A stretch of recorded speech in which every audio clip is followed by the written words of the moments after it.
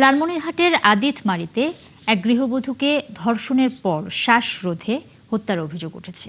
রবিবার সকালে উপজেলার দুর্গাপুর ইউনিয়নের বোর্ডঘর দক্ষিণটারি গ্রাম থেকে মৃতদেহ উদ্ধার করে পুলিশ।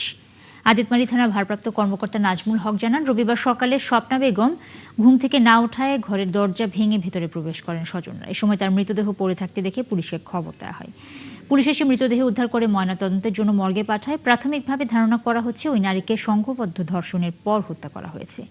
বিষয়টা নিয়ে পুলিশ এরই মধ্যে তদন্ত শুরু করেছে। ময়নাতদন্তের প্রতিবেদন পেলে মৃত্যুর সঠিক কারণ জানা যাবে। অপরাধীদের শনাক্ত এবং গ্রেপ্তারে অভিযান চলছে বলেও তিনি জানান।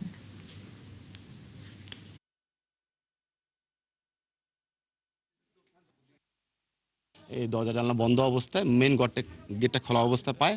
পাশাপাশি দেখে যায় তার মৃতদেহ তার বিছানার উপর পড়ে আছে। আমাদেরকে সংবাদ দিলে আমরা আসছি। আমরা এসে প্রাথমিক অবস্থা আমরা সুরতাল রিপোর্ট প্রস্তুত করেছি। পিএম রিপোর্ট আসার পরে এবং পাশাপাশি আমরা আমাদের গোয়েন্দা তথ্যপত্র দিয়ে আমরা কি ঘটনা ঘটেছে আমরা পরবর্তী জানাতে পারবো আপনাদেরকে।